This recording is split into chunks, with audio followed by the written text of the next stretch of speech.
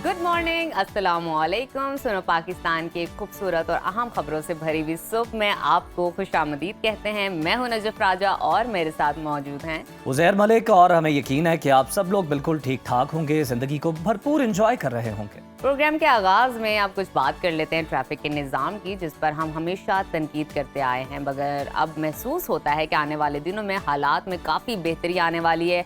खास तौर पर कराची और पंजाब में कुछ अहम इकदाम उठाए जा रहे हैं। बिल्कुल ठीक कहा आपने नजफ। कुछ अर्सा पहले हमने देखा कि कराची में ई बसेस का आगाज किया गया था, जो कि ना सिर्फ माहौल दोस्त है बल्कि ट्रैफिक के दबाव को कम करने में भी मददगार साबित होंगे। और इसके साथ साथ हुकूमत सिंध ने नौजवानों को आसान इक़सात पर ई टैक्सेस फराहम करने का भी वादा किया है। इससे ना सिर्फ रोजगार के मौके बढ़ेंगे बल्कि आवाम को बेहतर सफरी सहूलियात भी फराहम होंगी। दूसरी तरफ पंजाब में भी ज़बरदस्त काम हो रहा है। ई बसेस मुतारिफ करवाई जा रही हैं, गाड़ियों की चेकिंग के निज़ाम को जदीद खतूत पर इस्तवार किया जा रहा है। ये इकदाम यकीनी तौर पर सड़कों पर नज़्म ज़ब्त पैदा करेंगे और ये जो मिसमैनेजमेंट है उसको कहीं ना कहीं ख़त्म करेंगे। बिल्कुल जनाब, और ये सब इकदाम जाहिर करते हैं कि अगर मनसूबाबंदी और आपकी नीयत दुरुस्त हो तो फिर तब्दीली लाई जा सकती है। प्रोग्राम के सिलसिले को आगे बढ़ाते हुए जानते हैं मुल्क भर में मौसम की सूरत हाल। तो प्लीज नजर। तो आइए वेदर अपडेट्स की तरफ चलते हैं।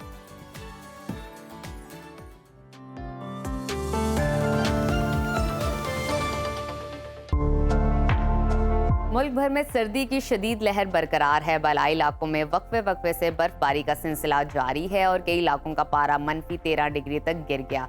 पंजाब और सिंध में मौसम क्लियर हो गया है और सूरज खूब चमकने लगा है, ताहम कई इलाकों में धुंध छाई रहेगी। मुख्तलिफ शहरों में मौसम की क्या सूरत हाल है, आइए जानते हैं। सबसे पहले जिक्र करते हैं गिलगित बल्तिस्तान का, जहां कड़ाके की सर्दी पड़ रही है। गिलगित में दर्जा हरारत कम से कम -3 और ज्यादा से ज्यादा 13 डिग्री रहने का इम्कान है। कलों के बादशाह स्कर्दू का जिक्र करते हैं, वहां पर कम से कम टेम्परेचर -7 और ज्यादा से ज्यादा 3 डिग्री रहने की तवक्को है। महकमा मौसमियात ने आइंदा 24 घंटों के दौरान गिलगित बल्तिस्तान में मौसम शदीद सर्द और खुश्क रहने की पेशगोई की है। और अब नजर डालते हैं आज़ाद कश्मीर पर। वादी शदीद सर्दी की लपेट में है। दारुल हुकूमत मुजफ्फराबाद में कम से कम दर्जा हरारत 1 और ज्यादा से ज्यादा 19 डिग्री रहने का इम्कान है। महकमा मौसमियात के मुताबिक आइंदा 24 घंटों के दौरान आज़ाद कश्मीर में मौसम शदीद सर्द और कुछ इलाकों में कोहरा पड़ने का इम्कान है। आगे चलते हैं, बात करते हैं सूबा खैबर पख्तूनख्वा के मौसम की, जहां बेशतर अजला में मौसम सर्द और खुश्क रहेगा। दारुल हुकूमत पेशावर में दर्जा हरारत कम से कम 3 और ज्यादा से ज्यादा 24 डिग्री रहने की तवक्को है। पाकिस्तान के स्विट्जरलैंड की बात करते हैं, जिसको कहा जाता है सवात। वहां पे कम से कम टेम्परेचर -5 और ज्यादा से ज्यादा 15 डिग्री रहने का इम्कान है। महकमा मौसमियात के मुताबिक आइंदा 24 घंटों के दौरान बनू, लकी मरवत, डियाई खान और गिरदोनवा में धुंध पड़ने की तवक्को है। और अब जिक्र करते हैं सुबह पंजाब के मौसम का, जहां दिन के औकात में सूरज की तेज धूप से सर्दी की शिद्दत में मामूली कमी आई है। सूबाई दारुल हुकूमत लाहौर में दर्जा हरारत कम से कम 5 और ज्यादा से ज्यादा 23 डिग्री रहने का इम्कान है। वफाकी दारुल हुकूमत इस्लामाबाद का तज़किरा करते हैं, वहाँ पर कम से कम टेम्परेचर 1 और ज्यादा से ज्यादा 22 डिग्री रहने की तवक्को है। और अब चलते हैं मुल्तान की तरफ, वहाँ पर कम से कम पारा 4 और ज्यादा से ज्यादा 22 डिग्री रहने का इम्कान है। मौसम का हाल बताने वालों ने आइंदा 24 घंटों के दौरान पंजाब के अक्सर इलाकों में धुंध छाए रहने की पेशगोई की है। और अब नजर डालते हैं सुबह बलूचिस्तान के मौसम पर, जहां शदीद सर्दी की लहर बरकरार है। खुद जायका फलों के शहर कोयटा का दर्जा हरारत कम से कम -7 और ज्यादा से ज्यादा 16 डिग्री रहने का इम्कान है। महकमा मौसमियात के मुताबिक आइंदा 24 घंटों के दौरान बलूचिस्तान के अक्सर इलाकों में मौसम सर्द और खुश्क रहेगा, जबकि दोपहर के बाद तेज हवाएं चलने का इम्कान है। और आखिर में हमेशा की तरह जिक्र करते हैं सुबह सिंध के मौसम का, जहां बलूचिस्तान से आने वाली हवाओं से सर्दी की शिद्दत में इजाफा हो गया है। रोशनियों के शहर कराची में दर्जा हरारत कम से कम 7 और ज्यादा से ज्यादा 27 डिग्री रहने का इम्कान है। हैदराबाद की तरफ चलते हैं, हैदराबाद में कम से कम पारा 9 और ज्यादा से ज्यादा 26 डिग्री रहने की तवक्को है। महकमा मौसमियात ने आइंदा 24 घंटों के दौरान सिंध के अक्सर इलाकों में मौसम सर्द रहने की पेशगोई की है। सखर, शहीद बेनजीराबाद, शिकारपुर, कश्मोर, खैरपुर में धुंध पड़ने की तवक्को है।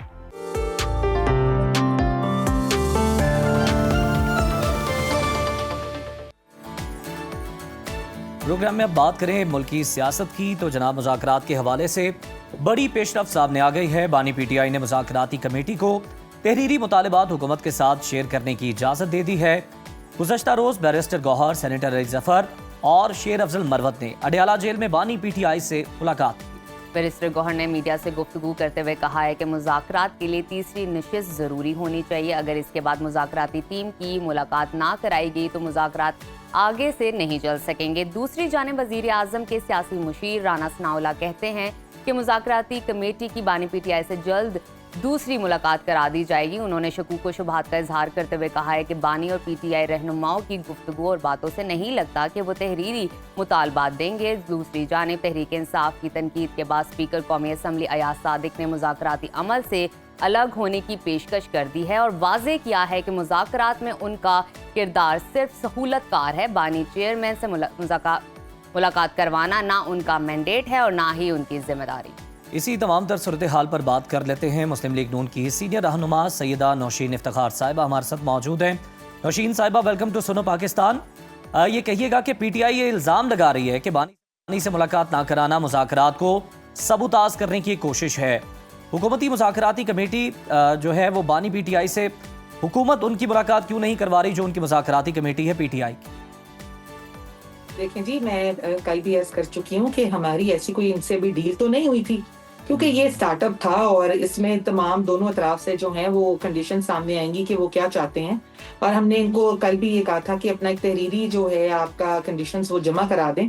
तो कल इन्होंने पहले तो ये 2 दिन की जो है वो टेबल टॉक के बाद भाग गए थे, फिर ये कल वापस आए हैं कि इनको बानी जो पीटीआई हैं उन्हें इजाज़त दे दी है कि ये अपना तहरीरी जो है वो जो भी कंडीशंस का वो एक रिटन फॉर्म में वो जमा करवा दें। तो कल ये उस पर माने हैं, अभी आए हैं। मैं पहले भी कह रही हूँ कि इस चीज़ के लिए भी पेशेंस दरकार है। देखिए, इतनी पुरानी चीज़ें ख़राब हुई नहीं थी, इसको कुछ टाइम लगेगा और टाइम ही चाहिए इस चीज़ों को। जो दोनों तरफ एक खलिश थी और एक ऐसा माहौल जो पीटीआई ने 4 साल से 5 साल से एक ऐसा माहौल जो है वो हो चुका था, बन गया हुआ था बल्कि, कि जहाँ पे कोई किसी से बात करना नहीं चाहता था। अभी आइस ब्रेक हो रही है, इसको होने दें और आराम से बातों का हल जो है वो मिल जाएगा। क्योंकि कल राना सनाउल्लाह साहब ने भी कहा है कि एक इनकी मुलाकात हो गई है जिसमें 2-3 ये लोग मिलकर आए हैं। तो अगर ये 10-15 लोग जाना भी चाहते हैं और हुकूमत इनको जो है इसके लिए अलाउ करती है और राना सनाउल्लाह साहब ने भी नौशीन इसकी साहिबा, कंसेंट दिया, आपका तो फिर ये मौक़िफ़ दोबारा जानना चलेगा। चाहेंगे कि पीटीआई के 2 वाज़ेह और क्लियर मुतालबात हैं। सियासी कैदियों की रिहाई, 9 मई और 26 नवंबर की जुडिशल तहकीकात। तहरीक इंसाफ के ये मुतालबात कितने जायज़ हैं, आपको क्या लगता है? देखें जी, मेरे नज़दीक इमरान खान का जो है वो फौरन निकल जाना, उनकी रिहाई जो है वो इस वक्त इतनी पॉसिबल नहीं है। उनको कोर्ट वो ट्रायल में हैं और जो कोर्ट फैसला करेगी उनकी सजा का तयन करेगी। अगर वो बरी हो जाते हैं वो आ जाएं, ये गवर्नमेंट के बस की बात नहीं है। इमरान खान ने ये कल्चर खुद ही स्टार्ट किया। बिल्कुल। नौशीन साहिबा, ज़रा ये भी फरमा दीजिएगा कि हम देख रहे हैं कि पीटीआई एक कदम पीछे हट गई है और इस वक्त अगर हम बात करें जो कि हम सूरत हाल देख रहे हैं मुज़ाकराती कमेटियों की, तो उनकी मुलाकात के बगैर तहरीरी मुतालबात देने के लिए भी वो तैयार हो गई है। तो आपको लगता है नौशीन साहिबा हुकूमत भी अपने मौक़िफ़ में कोई लचक दिखा सकती है आगे बढ़कर? देखें, अभी ये बातें मैंने पहले अर्ज की है कि अभी हम स्टार्ट हुए हैं, ये अभी बस जो है वो शुरुआत है। अब इनका अगर मौक़िफ़ सिर्फ इमरान खान को छुड़वाना है तो ये हमने इनको कभी नहीं कहा कि ये इस डील पे हमारे साथ आके बैठे। हम चाहते हैं कि मुल्क जो है वो तरक्की करे और जिसकी जो जमहूरी अमल से ही जो है वो बेहतर होगा। अगर जमहूरियत स्ट्रेंथन नहीं होगी, मजबूत नहीं होगी, तो ये मुल्क आगे कैसे चलेगा? आप ये बात जो गाली बिल्कुल ठीक गलौज का कह रही हैं कल्चर नौशीन था साहिबा, लेकिन जब भी कोई मामला तय होता है तो कुछ लो और कुछ दो की बुनियाद पर होता है। हुकूमत की जानिब से पीटीआई को क्या ऑफर की जाएगी? देखें, हमने एक हाथ बढ़ाया, ये लोग बैठे, इन्होंने कहा जी हमें मिलने दें, या मिलकर एक राउंड में ये मिलके आ गए हैं। हम चाहते हैं कि जो है चीजें मुस्बत हों, इसीलिए हमने इनके साथ मुज़ाकरात पे जो है वो उस पे माने हैं। गवर्नमेंट जो पाकिस्तान के लिए हमारा एक मुस्बत सोच थी, मैंने पहले भी रात को भी ये कहा है कि जब ये हम 2 कदम ये बढ़ाएंगे, हम 4 कदम बढ़ाएंगे। लेकिन अगर ये हमें ब्लैकमेल करेंगे और ये हमें कहेंगे कि एजिटेशन से और सड़कें बंद करने से अपने मामला हल करा लेंगे, तो वो हम कभी भी नहीं मानेंगे। तो इनको जो है वो इस वक्त सबमिसिव होना है और तमाम स्टेक होल्डर्स जो कि 26 नवंबर में और 9 मई में मुलविस थे, उन सबको साथ लेके चलना इस वक्त इनकी मजबूरी है। अच्छा नौशीन साहिबा, ये भी बता दीजिएगा कि पीटीआई के मुतालबात में से आपकी नज़र में आपको क्या लगता है, कौन सा मुतालबा ऐसा है कि जिस पर फौरी तौर पर अमल दरामद किया जा सकता है? देखें, ये जी हमारी सीनियर लीडरशिप उनके साथ बैठी है मुज़ाकरात में, वो इसका बेहतर कोई हल जो है वो निकालेगी, क्योंकि बड़े सब जो है सियासी बसीरत रखने वाले लोग हैं। आप ये देखें कि मुल्क में जो 9 मई का वाक़या हुआ, 26 नवंबर का वाक़या हुआ, ये कोई छोटे वाक़या नहीं है। ये हम पे इल्ज़ाम लगाते हैं कि मुल्क की तरक्की में हम जो है वो रुकावट जो है हमें बनाया गया है 70 साल से जो मुल्क चला रहे थे और बड़े बाखूबी चला रहे थे। तो अब जब 4-5 साल का एक गैप आ गया है और तरक्की जो है वो रुक गई थी, तो उसमें अब ये कि हम मुज़ाकरात मानते तो कंडीशंस तो अगर ये वो देंगे जो मुल्क के लिए बेहतर है, सिर्फ वही मानी जाएंगी। और एक फर्द वाहिद के लिए जो पाबंदे सलासल भी है और उस पे जुर्म की जो नौयत है वो भी बहुत बड़ी है और मुल्क से गद्दारी भी है और 9 मई का वाकया भी है, तो उन चीजों को जो है वो वक्त दरकार है, वो फौरन हल नहीं हो ठीक। सकता। अब कुछ बात कर लेते हैं पीपल्स पार्टी की। तो नून लीग और पीपल्स पार्टी के दरमियान शदीद इख्तलाफात देखने में आ रहे हैं। पीपल्स पार्टी हुकूमत की हमायत करने की धमकियां भी लगा रही है। नून लीग ने पीपल्स पार्टी से जो तहरीरी मुआहदा किया था, इस पर अमल क्यों नहीं कर रही? देखें जी, हमने पीपल्स पार्टी के साथ पहले पीडीएम हुकूमत भी बनाई, अब भी वो जो है वो हुकूमत का हिस्सा हैं और एक घर में रहें तो वो कहते हैं कि बर्तन आपस में टकराते हैं तो आवाज आती है। बिल्कुल। तो बहन भाई भी आपस में लड़ पड़ते हैं कभी इस तरह की जो है वो डिफरेंस ऑफ ओपिनियन जो है वो जनरेट हो जाता है, लेकिन उम्मीद यही है कि जरदारी साहब और बिलावल भुट्टो साहब जो हैं वो बहुत बड़ी एक सियासी जमात के जो हैं वो चेयरमैन भी हैं, तो इंशाल्लाह वो जब पाकिस्तान के लिए हमारे साथ एक पेज पे आए थे, तो अब भी जो है वो चीजें हो जाता है, कभी सेटल भी हो जाता है, तो इंशाल्लाह मिलकर जो है हम इस हुकूमत को नौशीन साहब, आपने देखा है कि बहुत सारी चीजें मामलात सेटल भी हुए हैं, लेकिन पंजाब को लेकर बिलावल भुट्टो जरदारी के जो कंसर्न है वो कई दफा उसका इजहार भी कर चुके हैं।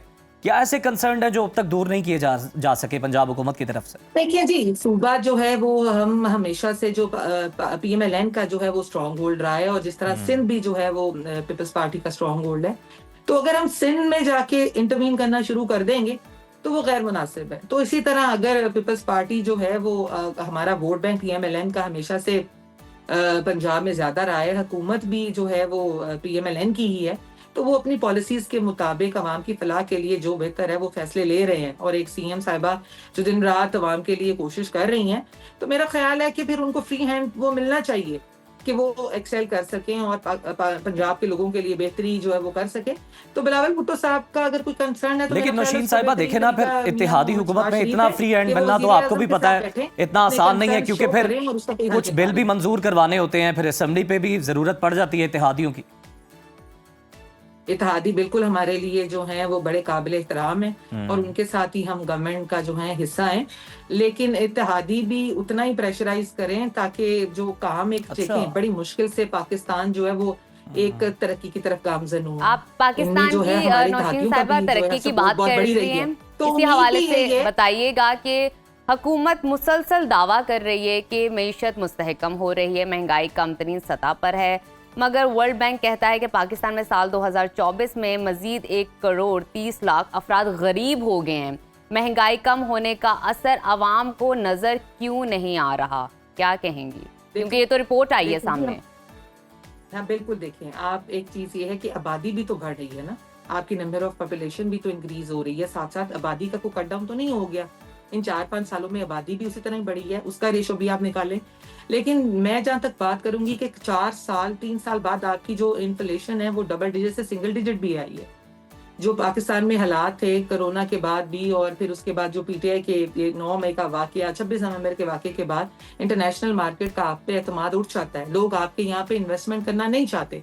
तो अपॉर्चुनिटीज को जो है वो तभी आपके लिए क्रिएट होंगी जब बाहर के इंटरनेशनल ममालिक आपके यहाँ पे आके इन्वेस्टमेंट करेंगे।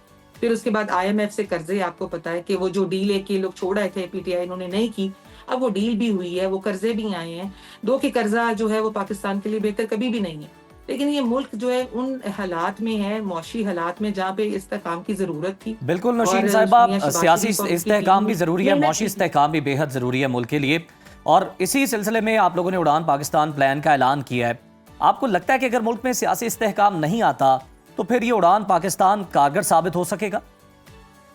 देखें मेरी बात, एक जब टीम जो है एक अच्छी टीम मुल्क के लिए और ये माशी हालात को बेहतर करने के लिए दिन रात तकदो कर रही है और मियां मोहम्मद शहबाज शरीफ के सर ये सेरा जाता है, वो खुद जो चाहते हैं कि ये मुल्क जो है ये वाकई दिन और रात चौगुनी तरक्की करे, लेकिन इसके लिए तमाम लोगों को ये समझना चाहिए कि जब सड़कें ब्लॉक होंगी, मुल्क जो है वो एक सेट ऑफ लाइन जो एक हम ड्रॉ करते हैं तरक्की की तरफ, उससे हट के जो है वो जत्थे आ जाएं, लड़ाइयां हों, ये हमारे मुल्क के लिए बेहतर नहीं है। देखिए ना कि अगर इस्लामाबाद बंद होता है, आप लोग लेके कुछ चल पड़ते हैं, आप 1000-2000 बंदा कह लें, इससे ज्यादा तो आप नहीं ला सकते ना। आप वो ले आते हैं, आप सड़कें ब्लॉक करते हैं, बच्चे स्कूल नहीं जा सकते, लोग अपने जॉब्स पे नहीं जा सकते, कारोबार मुतासिर होते हैं, लोग अस्पतालों में नहीं जा सकते। ये चीजें बहुत मैटर करती हैं। एक स्टेट का पैसा जो है वो डिफेंस पे जा रहा है, आपकी जो अफवाज है वो निकल के बाहर आ रही हैं, और इसमें अरबों रुपए का जो है वो पैसा जो है वो खर्च होता है। तो मेरी तो यही नसीम आज साहिबा, भी जो है ये जो PTI पोलराइजेशन है या वाले ये जो हैं, सियासत का इस वक्त टेम्परेचर है, इसे थोड़ा सा कूल डाउन करने की तो जरूरत है ना इस्तेहकाम के लिए। यही तो सवाल है कि फिर सियासी इस्तेहकाम नहीं है तो फिर मौशी इस्तेहकाम कैसे आ सकता है, क्योंकि दोनों लिंक करते हैं। देखिए यही तो कोशिश की जा रही थी, हमने एक हाथ जी। बढ़ाया कि आए बैठे हमारे साथ मुज़ाकरात करें। मुज़ाकरात में सिर्फ अगर पहली और आखिरी टर्म यही है कि बानी पीटीआई को ही छुड़ाना है, तो फिर वो पाकिस्तान के लिए नहीं है।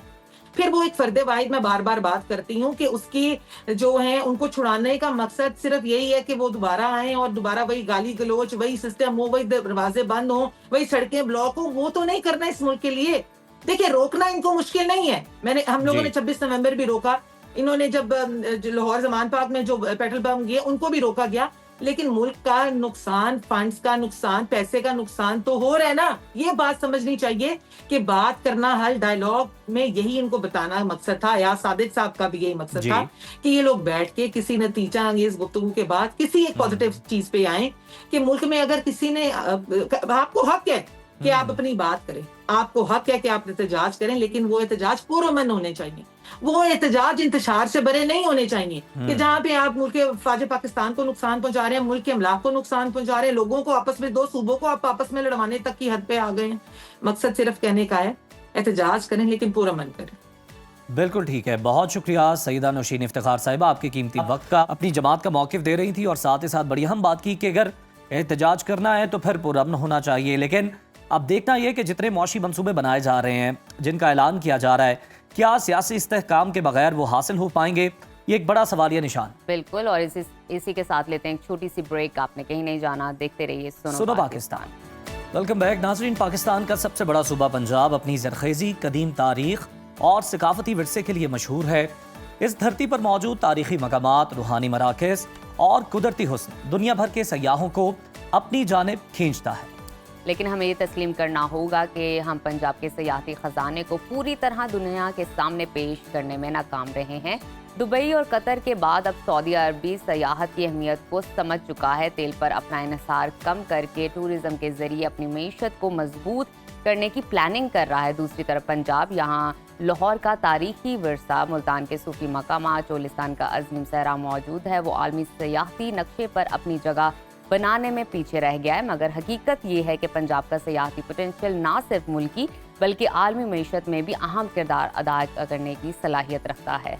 पंजाब में सयाहत के फ़रोग के लिए हुकूमत के इक़दाम उठा रही है और यहाँ की सयाहती सनत को कैसे हम इंटरनेशनल स्टैंडर्ड्स को मीट कर सकते हैं, इन तमाम पहलुओं पर बात करने के लिए हमारे साथ मौजूद हैं सेक्रेटरी टूरिज्म पंजाब फरीद अहमद तारड़ साहब। सर, वेलकम टू सुनो पाकिस्तान। Thank you. सबसे पहले ये बताइएगा कि पंजाब में कौन से मौजूद ऐसे अहम सयाहती मकामात हैं और हुकूमत उनकी तरक्की के लिए क्या इक़दाम कर रही है? जिस तरह आपने इब्तदाइया में फरमाया कि पंजाब एक ऐसा ख़ित्ता है जिसके अंदर आपके पहाड़, सहरा, दरिया, फिर शहर, ज़रख़ेज़ी है यहाँ, ज़रख़ेज़ी, बहुत सारी ऐसे मकामात हैं। अगर आप नॉर्थ से शुरू करें तो मरी और उसके जो मज़ाफ़ाती सारे एरियाज़ हैं वो एक अहम मकाम है। फिर यहाँ आपका सोन वैली में जो कलर कहा और खुशाब, जहाँ बहुत से लेक्स, बाकी बहुत सी चीज़ें हैं।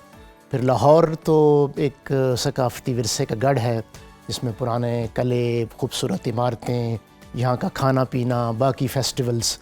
फिर आप साउथ की तरफ चले जाएं तो दरावड़ फोर्ट, चोलिस्तान, फिर मुल्तान, जिस तरह आपने फरमाया कि सूफ़ी और इस हवाले से जो बहुत वहाँ मकामात हैं। तो ये मुख्तलिफ़ जगह हैं पंजाब में, इनकी कमी नहीं है और हर तरफ सियाहत के लिए बड़े खूबसूरत बेहतरी के लिए क्या इक़दाम हो रहे हैं ताकि ना सिर्फ पाकिस्तान के अंदर से बल्कि बैरून मुल्क से भी जो सयाह हैं वो यहाँ का रुख कर सकें?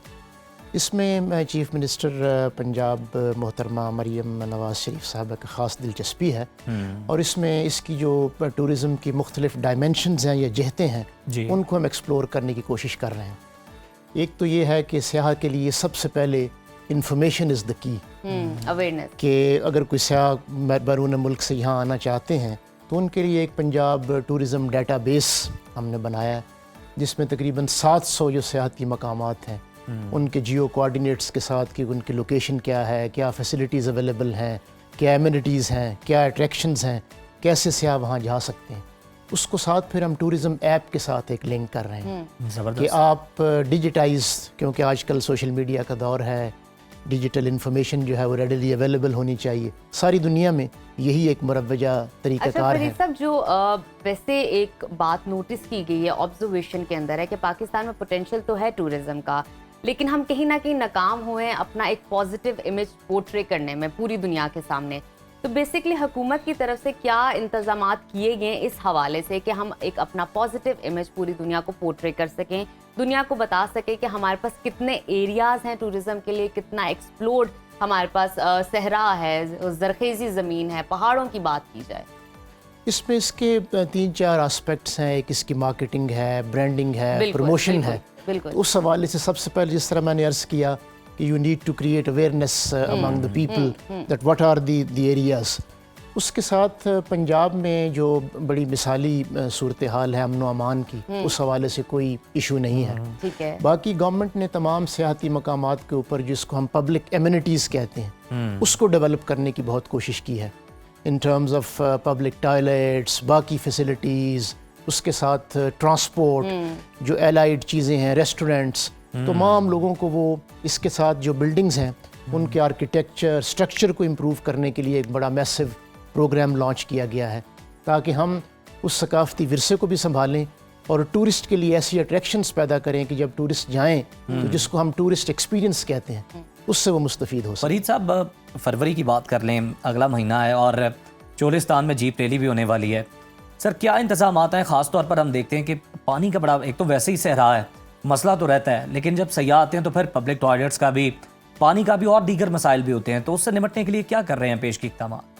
एक तो इसको हमने इस दफ़ा इंटरनेशनलाइज कराने की कोशिश की है। हमने एक पिछले महीने इस्लामाबाद में एक इवेंट किया जिसमें डिप्लोमेटिक कम्युनिटी और इंटरनेशनल पार्टिसिपेंट्स बड़ी तादाद में इस दफ़ा आ रहे हैं और तमाम एक कंप्लीट सहरा के अंदर ना सिर्फ कैंपिंग बल्कि बाकी जो वहाँ फैसिलिटीज़ हैं और उसके साथ एलाइड बहुत सारी चीज़ें इस दफ़ा हम कर रहे हैं जिसमें बहुत सारे सकाफती शो हैं और जो वहाँ पे इंडिजिनस चीज़ें हैं, विरसा है, उसको उजागर करने की कोशिश कर रहे हैं।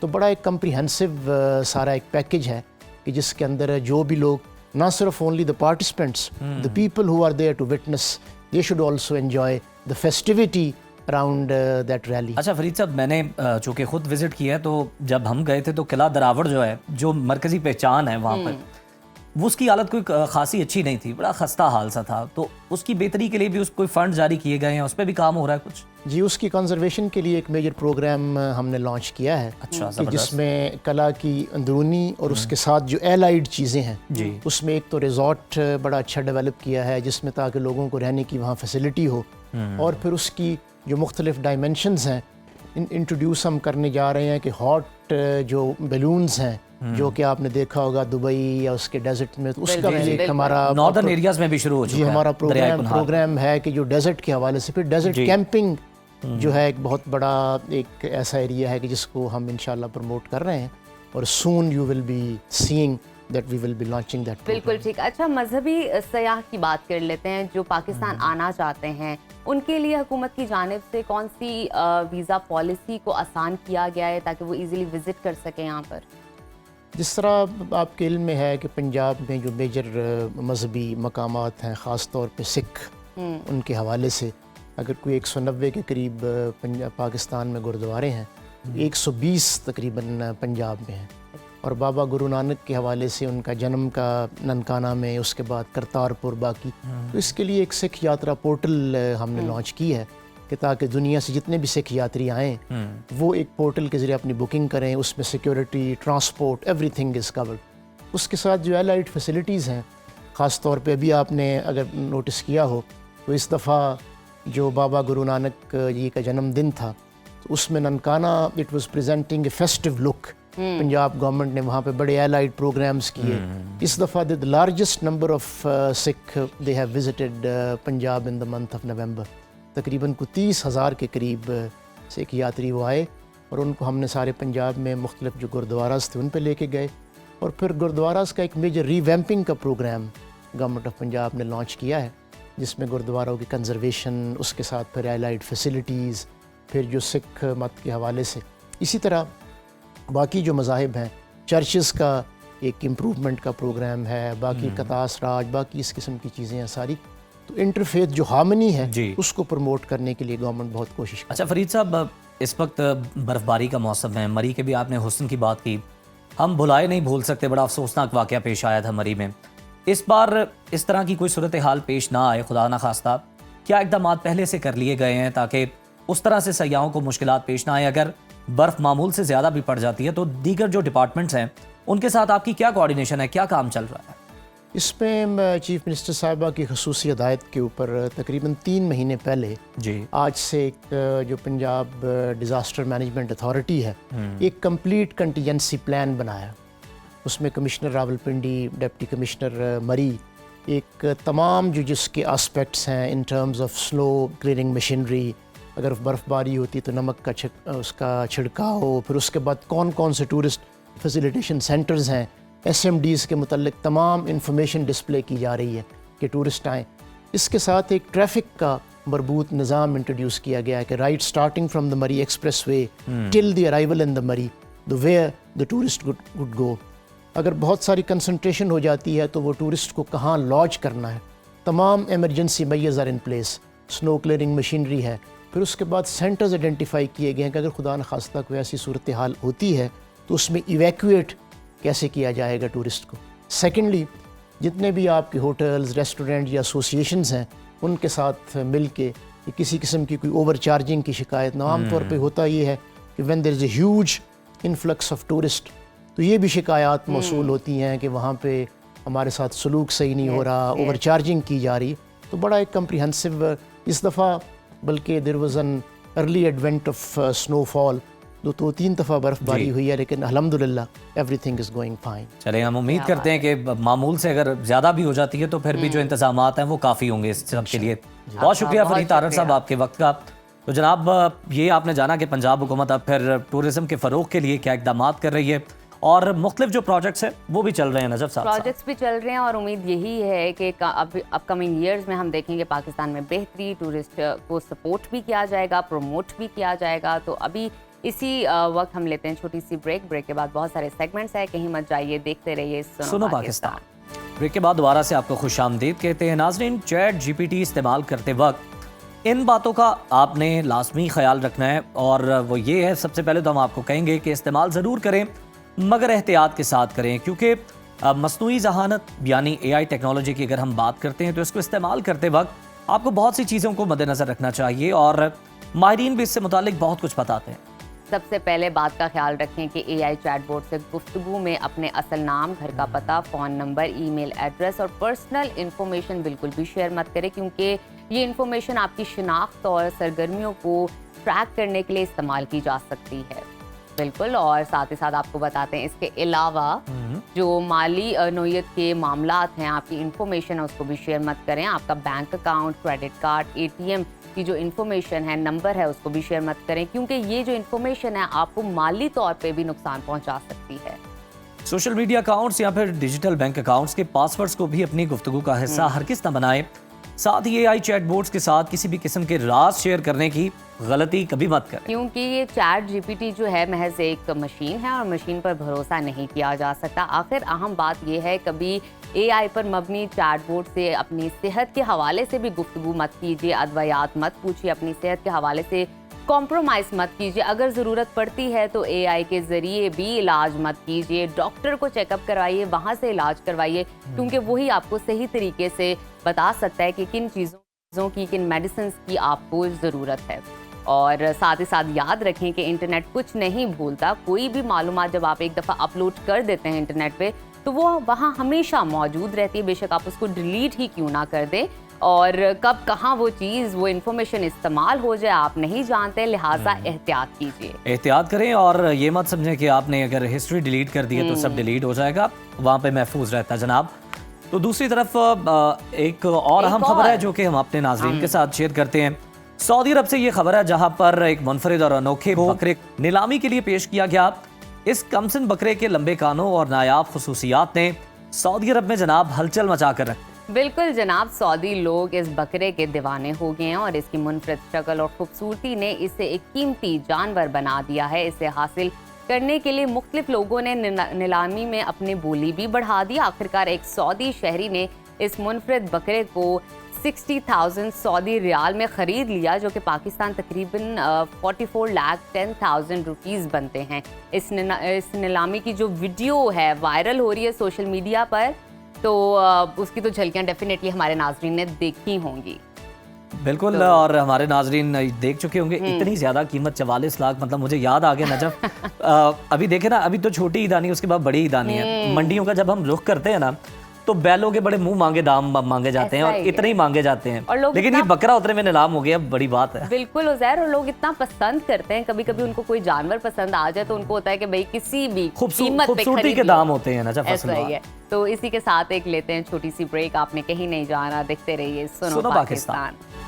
मौले नू मौला ना मारे ते मौला नहीं मर सकता। जी हाँ, आज फिल्म इंडस्ट्री के हकीकी सुल्तान और दुनिया फन के राही सुल्तान राही की 29वीं बरसी है, और इसी हवाले से हमने एक खूबसूरत सा पैकेज बनाया है और मैंने वहाँ पर जाके सुल्तान राही के बेटे से बात की है, जो कि हैदर सुल्तान है, और उन्होंने इतने मज़े की गुफ्तगू की। उन्होंने बताया उनके हवाले से, उनके बिहेवियर के हवाले से कि उन्होंने कितनी फिल्में कर, उन्होंने तो इतना कुछ बताया, कुछ हम भी बता देते हैं जनाब, ऐड कर देते हैं। 800 से ज़्यादा फिल्मों में उन्होंने जनाब काम करके वर्ल्ड रिकॉर्ड कायम किया और इंडस्ट्री में बड़ी उन्होंने अपनी धाक बिठाई। और जो उनके दूसरे आर्टिस्ट थे, जो जूनियर आर्टिस्ट थे उस मौके पर, वो ये कहते थे कि हमारे घर का चूल्हा जनाब सुल्तान राही साहब की वजह से चलता है। वो इतनी मूवीज़ करते हैं कि हमें फुर्सत नहीं मिलती और हमारा जो सर्कल है ना, ये बड़ा अच्छा चलता रहता है। तो जनाब रावलपिंडी की सरजमीन पर पैदा हुए 24 जून 1938 को, और साथ ही साथ उन्होंने फिल्मी दुनिया में जो है अपना एक बड़ा नाम बनाया, जो कि आज भी कायम दायम है। और ये रोशनी है कि मज़ीद फैलती ही चली जा रही है, रोशनी फैलती चली जा रही है। उन्होंने 800 से ज़ायद फिल्मों में काम करके वर्ल्ड रिकॉर्ड कायम किया, जिसके बाद दुनिया फ़न के इस राही का नाम जो है Guinness book of world record में भी शामिल हुआ। लोग इनको इनके नाम से जानते थे, पहचान थी, इतनी सारी मूवीज़ कर चुके थे और मुल्की और गैर मुल्की एजाज़ात भी इनको बहुत सारे मिले थे। लेकिन मौत के वक्त भी सुल्तान राही की जो बहुत सारी फिल्में थी, तकरीबन 54 फिल्में, हाँ 54 फिल्में आ रही थी, और ये भी वर्ल्ड रिकॉर्ड का ही एक हिस्सा है। 9 जनवरी 1996 को गुजरांवाला के करीब नामालूम अफराद ने उन्हें फायरिंग का निशाना बनाया और इस तरह फिल्मी दुनिया के सुल्तान की ज़िंदगी का चिराग हमेशा के लिए गुल हो गया। उन्हें लाहौर में शाह शम्स कादरी के मज़ार के अहाते में सुपुर्दे खाक किया गया है। और इसके साथ साथ जब सुल्तान राही को कत्ल किया गया तो उनके कातिल को तो गिरफ्तार ना कर सके, मगर सुल्तान राही की यादें आज भी हमारे दिल में ज़िंदा है। जब मैं उनके घर गई तो हमने एक तो बहुत मुख्तलिफ और ख़ूबसूरत किस्म की बातें की, और सुल्तान राही के जो साहबजादे थे हैदर सुल्तान, उनके बारे में भी मैंने जानने की कोशिश की कि वो फिल्म्स और ड्रामाज में इतने सेलेक्टिव क्यों हैं और अपने फादर के हवाले से क्या सोचते हैं। और सबसे इम्पोर्टेंट चीज़ हो जाए ये थी कि उनके फादर के बिहेवियर के बारे में, सलूक के बारे में, मतलब लोगों ने तो उन्हें बड़े पर्दे पे देखा ना कि वो कैसी शख्सियत थी, लेकिन उनके साहबजादे ने बताया होगा कि वो बतौर बाप कैसे थे। तो मेरा ख्याल है बिला ताखीर ही हम देखते हैं, चलते हैं।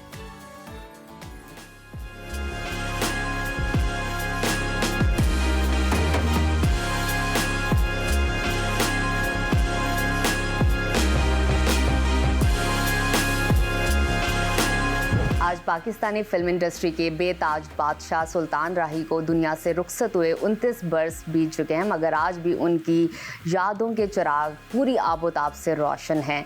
और इस अजीम आर्टिस्ट को खराज अकीदत पेश करने के लिए इस वक्त हम उनके घर में मौजूद हैं, उनके बेटे के साथ, हैदर सुल्तान के साथ, जो अपने बाप की लेगेसी को आगे लेके चल रहे हैं, फिल्म ड्रामा स्टेज में भी काम कर रहे हैं। बहुत सारी बातें करते हैं हैदर से, आइए। अस्सलाम वालेकुम। जी वालेकुम अस्सलाम। कैसे हैं हैदर आप? अल्हम्दुलिल्लाह I am fine, welcome to my house. Thank you so much. अच्छा हैदर, आपके जो फादर हैं सुल्तान राही बहुत अजीम फ़नकार थे, लोग आज भी उनकी मूवीज़ इंजॉय करते हैं, उनके बारे में बात करते हैं, लेकिन सबसे इम्पॉर्टेंट जिस चीज़ को डिस्कस किया जाता है ना, उनके सलूक को डिस्कस किया जाता है। उनका बिहेवियर बहुत अच्छा था, लोगों से मिलना जुलना बहुत अच्छा था, या कहा जाए मिलनसार थे बहुत ज़्यादा। तो उस बारे में बताइए कि घर में उनका क्या सलूक था, आप लोगों को टाइम देते थे, वक्त देते थे?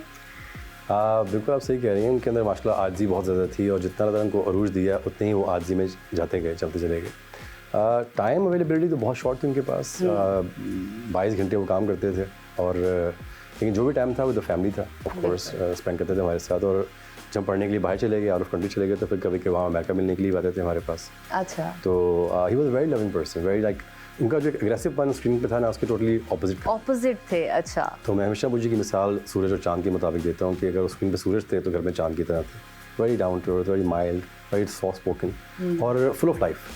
हंसी मजाक करना, उनको अच्छा खाना पसंद था, ट्रैवल करना उनको बहुत पसंद था। So with the family all the time.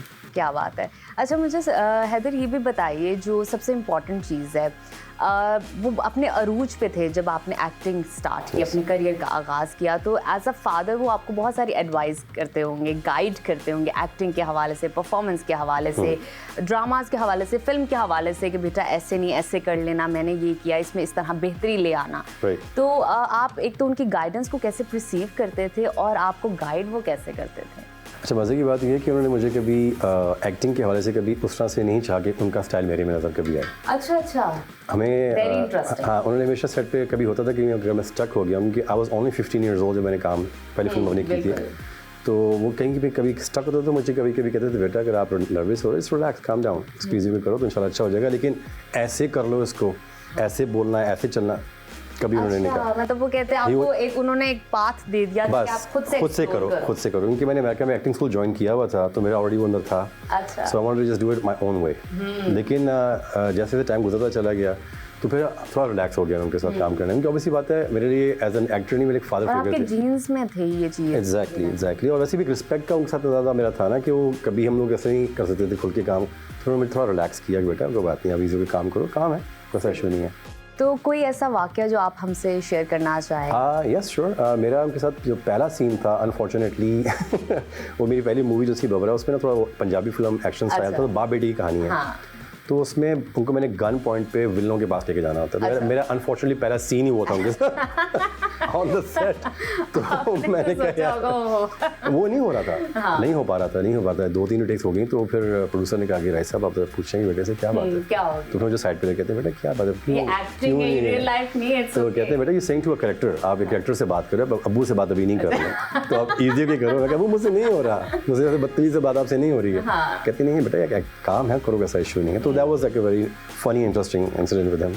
बाकी फिर उसके बाद हम चल काम शुरू हो गया। बिल्कुल ठीक। अच्छा, जब लोग हैदर आपको स्क्रीन पे देखते होंगे या आपसे बात करते होंगे या कोई प्रोजेक्ट आपके पास लेकर आए हैं, तो जाहिर बात है उनसे ना बहुत सारी उम्मीदें होती होंगी आपसे, ठीक है, कि आप एक बेहतर अंदाज में परफॉर्म करें, और आप ज़ाहिर बात है सुल्तान राही के बेटे हैं, तो आप कुछ नया लेकर आएंगे। तो ऐसा हुआ कि कभी कभी वो उम्मीद नाउम्मीद में बदल जाए, या ऐसा हुआ हो कि किसी ने, अच्छा भी हो सकता है कि कुछ एक्सपेक्ट ना किया हो और आउट ऑफ द ब्लू कोई चीज़ निकल आए? देखिए, जब आपके साथ इतना बड़ा नाम जुड़ा होता है ना, तो उसके साथ प्लस भी है, माइनस भी है। बिल्कुल। तो वो दोनों चीज़ें मुझे फेस करनी पड़ी और अभी तक कर रहा हूँ।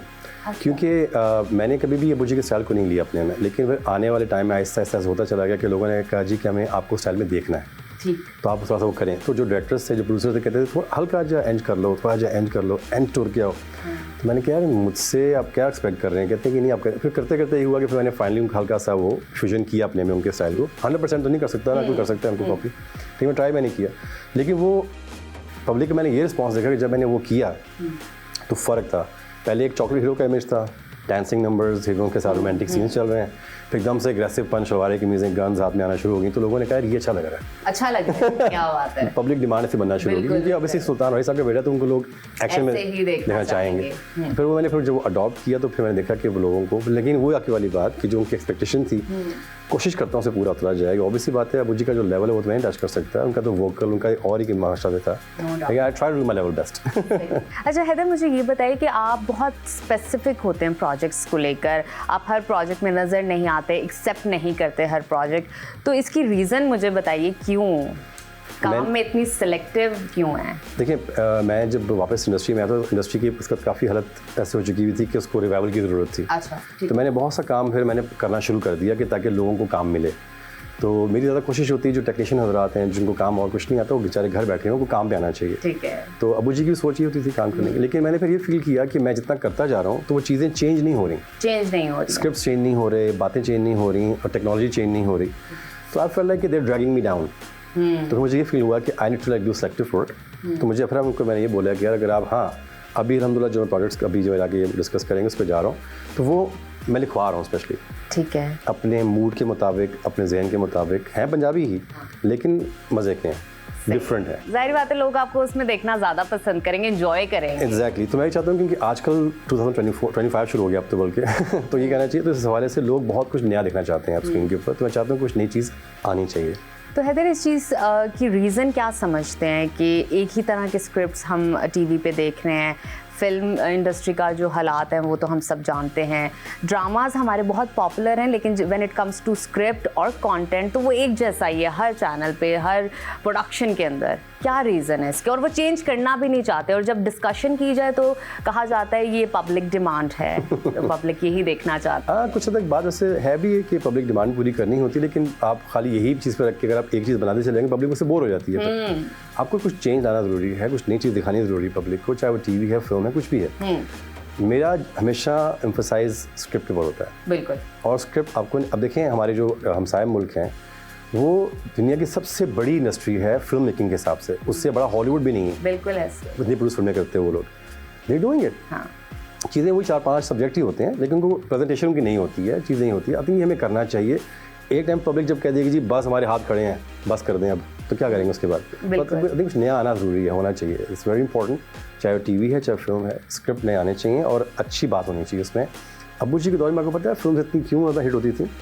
उसमें कोई ना कोई मैसेज था, लेसन होता था, उसमें कोई गैरत की बात होती थी, उसमें कोई भाई बहन के सेंटीमेंट्स होते थे, फैमिली ओरिएंटेड फिल्म होती थी। बिल्कुल। आजकल हम उससे इतना दूर हो गए हैं कि वो लोग पब्लिक हमारी ना नाराज़ होकर चली गई कि भाई हमने नहीं देखनी फिल्म।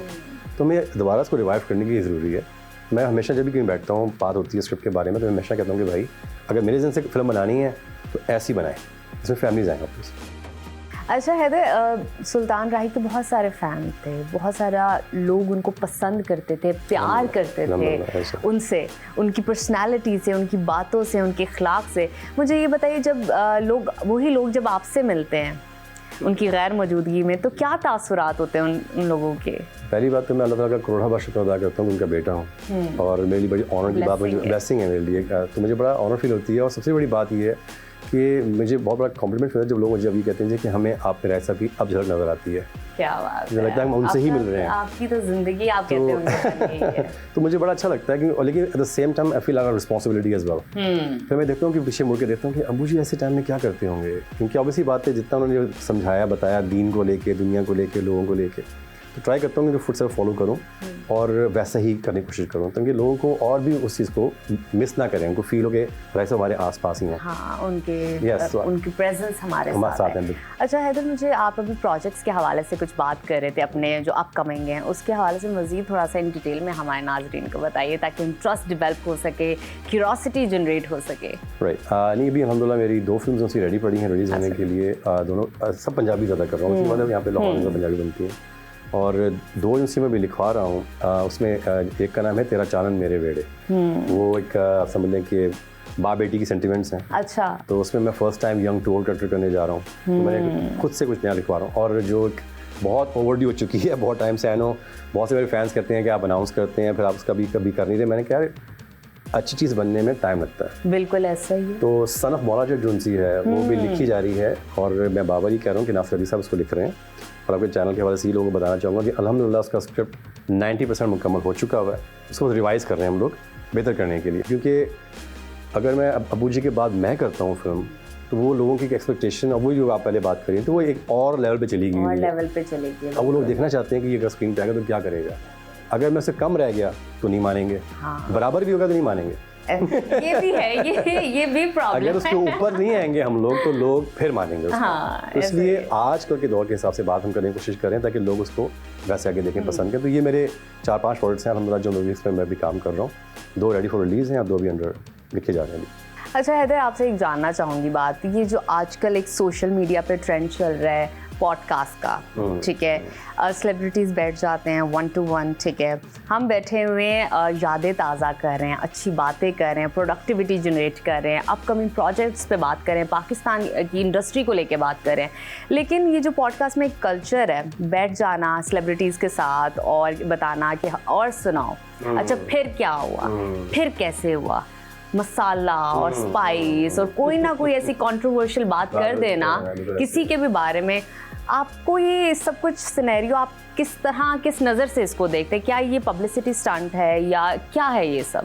ये आप ये समझ लें कि आजकल के वक्त की एक डिमांड बन चुकी हुई है कि जब तक आप कोई कंट्रोवर्शियल बात करेंगे नहीं तो लोग उसको ज़्यादा पसंद करेंगे, लाइक्स नहीं आप पाएंगे। अच्छा। तो रेटिंग लेने के लिए लोग ऐसी चीज़ें हरकतें करते हैं। लेकिन मेरे हिसाब से अगर ये मैं थोड़ा ओल्ड फैशन बंदा हूँ क्योंकि मैंने यूनिवर्सिटी पहले ज्वाइन की थी, देखा हुआ सब दौर, तो मेरे हिसाब से आप बात करें ज़रूर लेकिन अपने एक हद में रख के करें, क्योंकि घर में माँ बहनें भी देख रही होती हैं, फैमिलीज भी देख रही होती हैं, ऐसी कोई बात ना करें। और सबसे बड़ी बात ये आप इन्फ्लुएंस का छोड़ रहे हैं। बिल्कुल बिल्कुल। आप क्या सबक दे रहे हैं लोगों को, अपनी जुबान से क्या कह रहे हैं, क्योंकि लोग फिर देख के उसको फॉलो करना शुरू कर देते हैं। हमारे यहाँ ये बहुत ज़्यादा शुरू हो गया, तो ये सोशल मीडिया बहुत ज़्यादा ब्लास्टअप हुआ है। तो आप देखिए जगह जगह पे आप नजर आता है, अच्छा भी हो रहा है, बुरा तो बहुत ज़्यादा ही हो रहा है अनफॉर्चुनेटली। इसलिए इसको ठीक करने के लिए हमारे पे रिस्पॉन्सिबिलिटी बनती है कि हम लोगों को क्या दे रहे हैं। तो इसलिए आई थिंक जो भी जैसे आप आजकल इसको कर रही हैं, ऑब्वियसली लोग इसको होस्टिंग करते हैं, उनको चाहिए कि चीज़ों को प्रॉपर तरीके से अच्छी वे में बात डिस्कस करें और लोगों को मैसेज अच्छा दें कि यार इसको फॉलो करें तो ऐसा होगा, not just to get ratings. हाँ बिल्कुल, आपने ठीक कहा। अच्छा हैदर, मुझे कोई फेवरेट डायलॉग सुल्तान राही का जो आपको बहुत पसंद हो, थोड़ा सा करके दिखाइए, ज़रा डायलॉग बताइए हमें जो फेवरेट हो। जब आप बाहर हों तो आपके बाबा आपने ये डायलॉग बड़ा अच्छा बोला था, ये मेरा फेवरेट है, आपने उनको भी कहा हो। अब्बू के तो खैर माशाल्लाह बहुत सारे डायलॉग हैं, लेकिन जो आई थिंक लोगों के ज़्यादा ज़हन में जो नक्श है वो 2 फिल्मों के बहुत ज़्यादा हैं। एक बशीरा का है और एक मौला जट का, उनसा है उनका। दोनों के बताइए। क्रॉस कर लेते हैं। देखिए हम आपके पास आए हैं, ऐसे थोड़ी ना जाएंगे। नहीं सही है। मौला जट का बारा जो उनसा है मैं आपको सुना देता हूँ, क्योंकि ऑब्वियसली बात है वो लोगों को बहुत ज़्यादा ज़हन में नक्श है। वो आते हैं छोड़ने के लिए जब उसको नूरीनत की बहन को, तो वो कहती है कि मौलिया ये कब्र में चोरी चलती है, तो फिर गुस्से में आके वो कहते हैं कि जे मौले नू मौला ना मारे ते मौला नहीं मर सकता, रब तो बाद उन्होंने सिर्फ मैं मार सकना वहाँ। हा, क्या बात है, क्या बात है। कहाँ से ये वॉकल आता है, कहाँ से ये साउंड आता है। लिटरली आपने ना अभी उनकी झलक दी है मुझे। बहुत ही खूबसूरती से आपने, मतलब जबकि इंस्टेंट था, एक दफ़ा आपने कहा अच्छा पता नहीं करूँ ना करूँ क्या हो गया, लेकिन बहुत अच्छा किया आपने, ग्रेट, और स्पॉन्टेनियस था। क्या बात है, क्या बात है। अच्छा हैदर, आज के दिन के हवाले से हमारे नाज़रीन के लिए, पाकिस्तान के लिए, या कहा जाए पूरी दुनिया के लिए कोई मैसेज? जी बस मैं यही कहना चाहूँगा कि जो अबू जी भी बात करते थे हमेशा कि बड़ों की रिस्पेक्ट करें, छोटों की रिस्पेक्ट करें और आजिज़ी में रहें। अल्लाह ताला को आजिज़ी पसंद है और कोशिश ये करें कि अपने आस-पास लोगों का ख्याल करें, क्योंकि इस वक्त बहुत ज़रूरत है हमें आपस में इकट्ठे रहने की। तो अलग अलग जो लोग हो गए उनको आपस में इकट्ठा होना चाहिए मेरे हिसाब से। बहुत शुक्रिया हैदर, आपकी मौजूदगी का बहुत अच्छा लगा आपसे बात करके, आपने हमें वक्त दिया ताकि हम यादों को ताज़ा कर सकें। बहुत शुक्रिया आपका।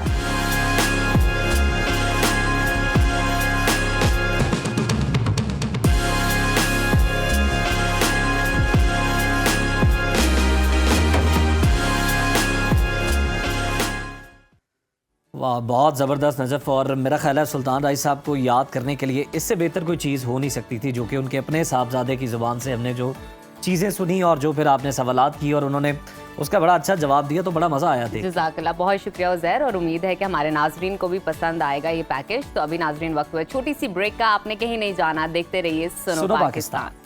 Welcome back after the break. नाजरीन, हम अपनी रोज़मर्रा ज़िंदगी में सेहत के बारे में बात करते हैं, लेकिन दांतों की सेहत अक्सर नज़रअंदाज हो जाती है, हालांकि ये हमारी मजमूई सेहत के लिए निहायत अहम।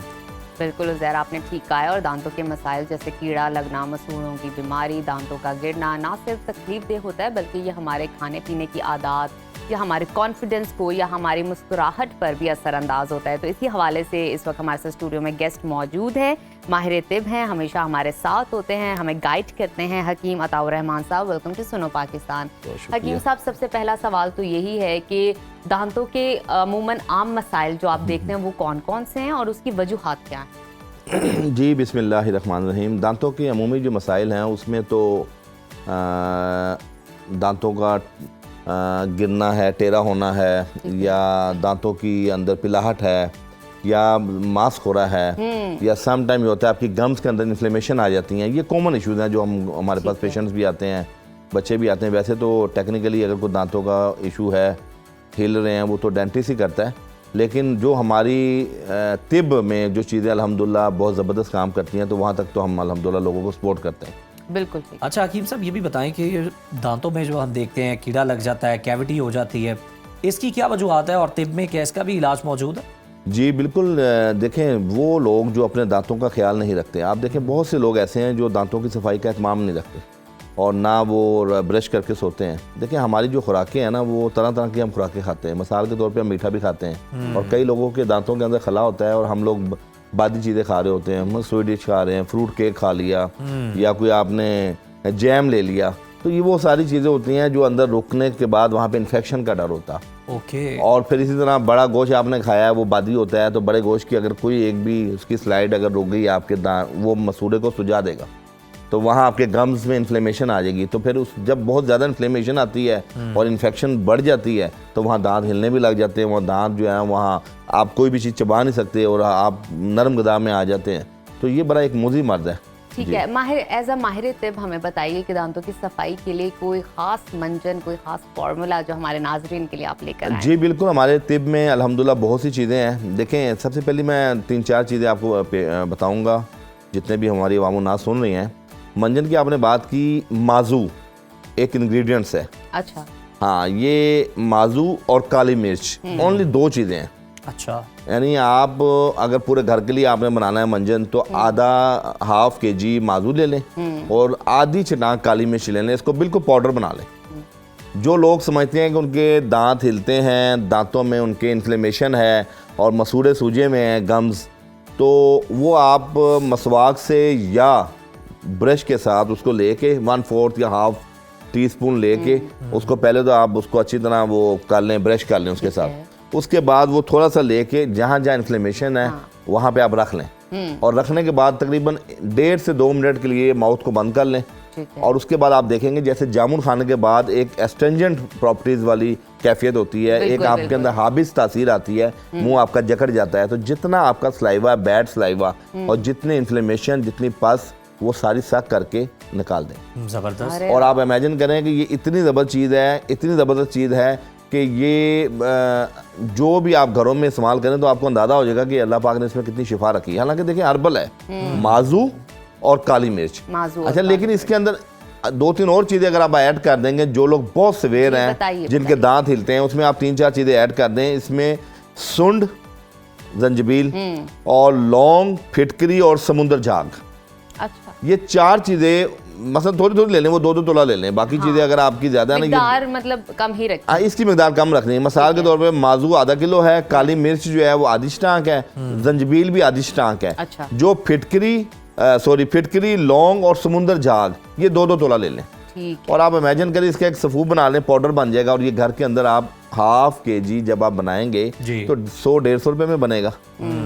और अल्हम्दुलिल्लाह जो आपका महीने का पेस्ट का खर्चा है हज़ारों रुपए, आप उससे भी बचेंगे। उसके बावजूद आपके दांतों और कुदरती तौर पे सब इसलिए भी नहीं यूज करते इस तरह की चीजें, मंजन वगैरह, ये पाउडर, कि हमें बड़ा आउट ऑफ फैशन ना लोग समझना शुरू कर दें, कोई इस तरह ना हो जाए। मंजन इस्तेमाल करें। सर आप ये उससे पूछें जिसको दांत की दर्द होती है। दांत की वाहिद ऐसी दर्द है, ना सोने देती है, ना वो वो बल्कि खड़ा भी नहीं हो सकता, वो टहल रहा होता है दांत दर्द वाला। उसकी कनेक्टिविटी देखें ना कि आंख में भी दर्द है, फिर जॉ में दर्द है, नेक में दर्द है, ब्रेन तक जाती है, बिल्कुल स्पाइनल कॉर्ड में दर्द है। हकीम साहब जरा ये भी बताएं कि दर्द की बात हो रही है तो कुछ लोग कहते हैं कि स्केलिंग जो करवाना, जो कि रेकमेंड किया जाता है आपको साल में करवानी चाहिए एक बार, लेकिन कुछ लोग कहते हैं कि ये पेनफुल होता है। जी जी, थोड़ा सा पेनफुल होता है अमल।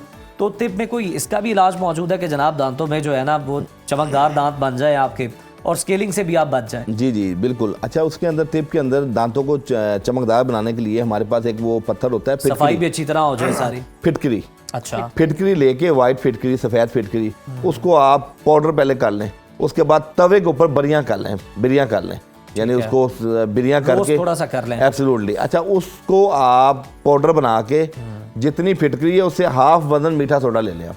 अच्छा, इन दोनों चीज़ों को मिक्स कर लें और वो आप अपने मसवाक से या ब्रश के साथ करें तो आपके दांतों का पिलाहट ख़त्म हो जाएगी और चमक जो है उसकी बहाल होगी। और कितना अरसा इसमें तकरीबन लग सकता है? ये तो आप एक आध हफ्ते में आपके दांतों में शाइन आ जाएगा इंशाल्लाह। Absolutely absolutely. और ये जो पहले मैंने मंजन दिया है, जिसको तकलीफ है, दर्द है, वो विद इन अ मिनट्स उसकी दर्द गायब हो जाएगी अल्लाह के हुक्म से। जो पुराना इससे पहले मैंने मंजन रखवाया, वो कमाल की रेसिपी है मंजन की। मतलब वो बच्चे भी यूज कर सकते हैं और जो बुजुर्ग अफराद हैं जो कि कहते हैं हमने गोश्त नहीं खाना जनाब, हमारे दांतों में बड़ा मसला है, इस वजह से हम नहीं खा सकते। मैं कहता हूँ ये हिफ्ज़ मतकद्दुम भी तमाम लोगों को करना चाहिए। अच्छा। यानी जरूरी नहीं कि आपके जिसको तकलीफ है वो करे। जब आप नहीं कि मरज जो है वो अब आपको तंग कर रहा है तो फिर ही आप कुछ क्योंकि करें छोटी मोटी इन्फ्लेमेशन तकरीबन हर दूसरे बंदे में होती है दांतों के हवाले से, तो वो हिफ्ज़ मतकद्दुम जब आप करेंगे तो आने वाले मुजी जो अमराज है दांतों से उनसे आप बच जाएंगे। अच्छा, हकीम साहब, वैसे डॉक्टर्स कहते हैं कि आपको 2 वक्त जो है ब्रश करना चाहिए, एक सुबह उठ के और एक रात को सोने से पहले। अकॉर्डिंग टू यू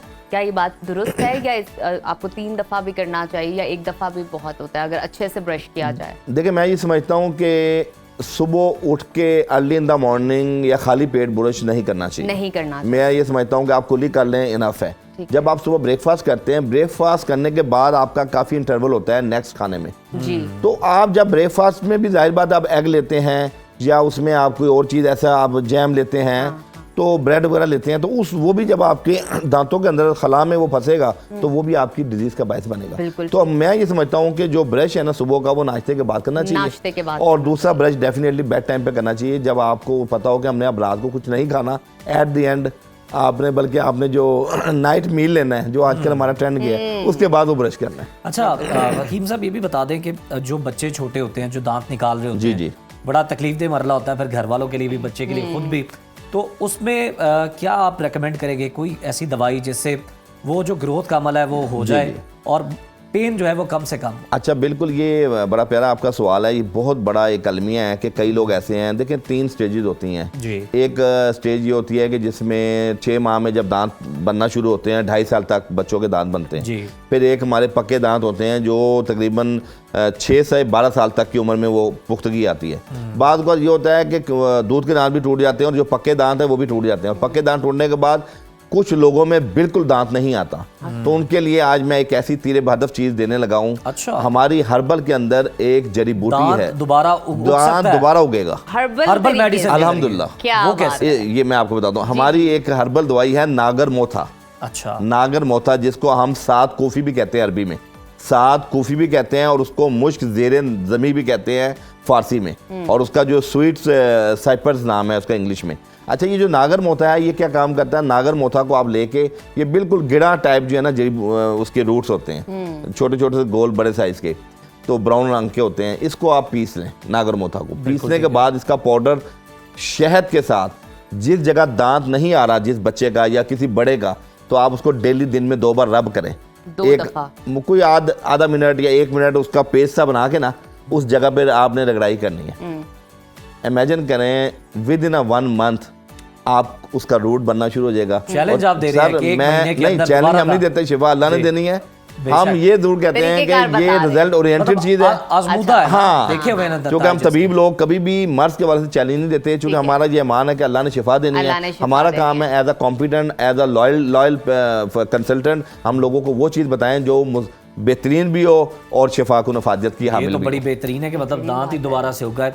अच्छा हकीम साहब, चले बरसबील तस्करा ये भी बता दें कि क्या अकलदार निकलने से वाकई अकल भी आती है या ये सिर्फ बातें बनी हुई? नहीं, देखें, जो हमारी टीन एज है और बिलखसूस बलूगत की उम्र के 6 साल बाद, अमूमन 12-13 साल में बलूगत होती है, तो बलूगत की उम्र के 6 साल बाद हमारी जो है ना अकलदार आती है। और अकलदार का जो आना है वो यकीनन हमारी ज़िंदगी का वो फेस होता है 18-20 साल का, जिसमें हम बहुत से फैसले करते हैं। तो आप इसलिए हमने इसको अकलदार के साथ मिलाया कि हमारी ज़िंदगी के बहुत से फैसले, यानी 2-3 साल के करीब शादी के फैसले भी होते हैं, आपकी जॉब के फैसले भी होते हैं, आपकी लाइफस्टाइल आपने ज़िंदगी को कैसे गुजारना है, किस पूरी की मुल्क में पूरी गुजारना direction का है, तालीम यानी होता पूरी है ना। डायरेक्शन 18 से 20 साल की उम्र में होती है। तो इसलिए इसको अकल दांत जो है ना उन दिनों आते हैं, तो उसके साथ मंसूब किया गया। बिल्कुल ठीक। हमें ये भी बताइए कि जो दांतों में कीड़ा लग जाता है जी, जी। बच्चों के, आप उनको स्वीट से मना भी नहीं कर सकते, जी, जी। चॉकलेट से भी किस हद तक रोक लेंगे, बिल्कुल सही। लेकिन खाने से वो बाज नहीं है। तो ये कीड़ा जो लग जाता है, क्या ये मीठे की वजह से लगता है या कोई और भी फ्रूट्स? नहीं, ये ज़्यादा बच्चे जो चॉकलेट्स खाते हैं या जो स्लांटी और मुख्तलिफ जो हमारे, आपको पता है आजकल तरह तरह की चीज़ें आ चुकी हैं, फ्लेवर वाली चीज़ें आ गई। जो फ्लेवर है ना, ये बेसिकली नुकसान देता है। फ्लेवर नुकसान और कलर भी, definitely, वो कलर जो तो ये food आप देखें ना, color है। ये टॉफ़ी है, गोली है, सब में कलर यूज़ होता सही। है। और जो अच्छी क्वालिटीज़ की कंपनीज हैं वो तो ठीक है, जो हमारे अमूमी तौर पे जो गली मोहल्लों में गली चीज़ें मोहल्लों में मिलती फैक्ट्रियां लगी हुई हैं, हैं तो जनाब। वो तो आप देखें कि वो कैंसर भी कर रही हैं वो चीज़ें, अगर हम उसको थोड़ा डीपली जाएं।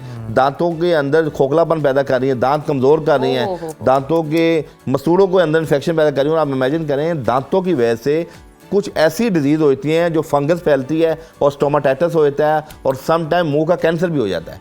तो दांतों की हिफाजत बहुत कंपलसरी है, बहुत ज़रूरी है। यानी जो लोग अपने दांतों का ख्याल रखते हैं वो अल्हम्दुलिल्लाह मुंह की जुमला अमराज से महफूज रहते हैं। जबकि हम इसको बड़ा लीस्ट कंसर्न रखते हैं दांतों Absolutely, को, yes, कि बस yes. बाहर ही आपने खूबसूरती सजा ली, दांत आपके देखें, नजर आए दांत तो अल्लाह लोग पाक ने अल्लाह- ऐसी नेमत बनाई हाँ। है कि आपका आधा काम मैदे का दांत करते हैं। बिल्कुल ठीक। जब बिल्कुल आप ठीक। तरह किसी भी खुराक खाने को चबाएं। अच्छी तरह च्यू करेंगे तो आपके स्टमक को ज्यादा बोझ नहीं बनेगा। जाहिर बात है, फूड का ट्रैक ही आपका Absolutely. माउथ है, then oesophagus and then stomach. तो नाजरीन, बहुत शुक्रिया डॉक्टर साहब, Thank you, हकीम हकीम साहब, साहब। आपके मौजूदगी का। आपकी वजह से बहुत सारे हमें टिप्स एंड ट्रिक्स मिलते हैं कि घरेलू प्रोडक्ट्स के साथ आप किस तरह अफादियत हासिल कर सकते हैं। तो अभी वक्त हुआ छोटी सी ब्रेक का, आपने कहीं नहीं जाना, देखते रहिए सुनो पाकिस्तान। वेलकम बैक टू सुनो पाकिस्तान प्रोग्राम में। अब कुछ वक्त हुआ है शोबिज़ इंडस्ट्री की कुछ इंटरेस्टिंग और गॉसिप्स आपके साथ शेयर करने का, और इस वक्त हमारे साथ मौजूद हैं फिल्म एंड ड्रामा क्रिटिक हारून शुएब साहब। बहुत शुक्रिया हारून आपके वक्त का। कैसे हैं आप? बिल्कुल ठीक ठाक जी, आप लोग कैसे हैं? हम भी बिल्कुल अच्छे हैं ठीक-ठाक। हारून, और मेरा ख्याल है सबसे पहले तो आपसे वही सवाल कर लिया जाए जिससे कुछ लोगों की हालत ख़राब हुई है। नीलम मुनीर की शादी की जनाब सोशल मीडिया पर खूब धूम मची है और बहुत से लोग उन्हें मुबारकबाद दे रहे हैं। तो कुछ लोगों की जानिब से हम ये देख रहे हैं, बड़ा अफसोसनाक पहलू है कि जनाब बेजा तनकीद भी हो रही है। क्या कहेंगे सब? जी, कुछ लोगों की जानिब से बेजा तनकीद जो हो रही थी, मेरे ख्याल में अब उसको दम तोड़ देना चाहिए, क्योंकि काफ़ी सारी जो है वह हकायक सामने आ गए हैं। और हमें पता चल गया है कि जो नीलम मुनीर के हस्बैंड हैं राशिद, उनका ताल्लुक़ पाकिस्तान से ही है और वो दुबई में मुकीम हैं, दुबई में रहते हैं, सेटल्ड हैं। और ऑफ कोर्स दुबई में रहते हुए ज़ाहिर है कि वो एक सर्टन उनका लाइफस्टाइल भी होगा। तो बहुत अच्छी बात है जी, नीलम मुनीर और राशिद की जोड़ी बहुत अच्छी लग रही थी। दो लुक्स हमारे सामने आई, एक उनके निकाह की तकरीब की तस्वीरें आई जिसमें उन्होंने सफ़ेद जोड़ा पहना हुआ था और राशिद जो थे वो अरबी लिबास में थे। बाय द वे, राशिद का ताल्लुक मंडी बहाउद्दीन से है, तो हमारा अपना ही लड़का है और अच्छा। अपनी ही लड़की है, सिर्फ रहते अच्छा दुबई हारून, में। नीलम ने किसी को अपनी शादी पे उस तरह इनवाइट नहीं किया, और बहुत सारे लोगों के शिकवे भी हमें सोशल मीडिया पे पढ़ते हुए और वीडियो की फॉर्म में भी नजर आए। इसके पीछे क्या राज है?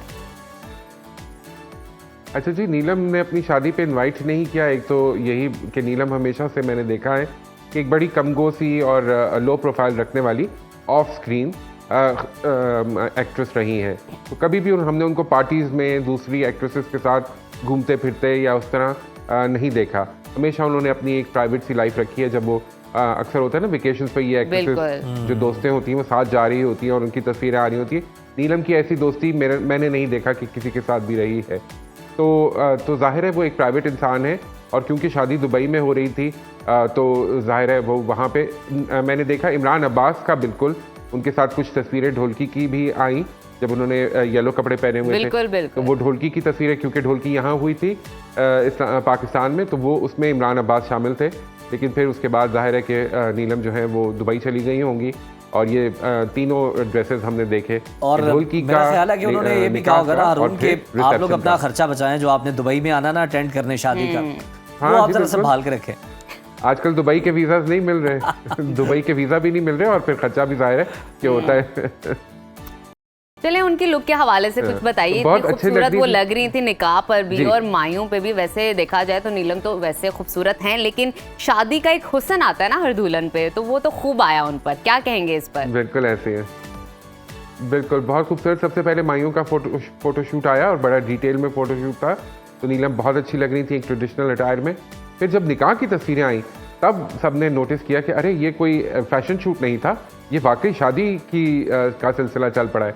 तो फिर उसमें अच्छा। राशिद भी नजर आए, तो हमें पता चल गया कि अच्छा ये उनके हस्बैंड है। और मजे की बात आपको बताऊं नजफ, आपके लिए बड़ी इंटरेस्टिंग होगी अच्छा, कि एक ब्रांड है बारोक, उसके कपड़े उन्होंने पहने हुए थे निकाह के ऊपर, और मैंने जब बारोक की साइट पर जाकर देखा तो बहुत मुझे अच्छा लगा कि ये कोई बहुत महंगा ड्रेस नहीं था, ये अरे जो सफेद वाह। वाला ड्रेस था ये बड़ा एक अफोर्डेबल यानी हारून ये आप बहुत खोज ही में बेहतरीन आप मैसेज खोज है। में कहाँ तक गए हैं, बारोक के कितनी ऊपर। तहकीक की है आपने इसमें? जी जी जी जी।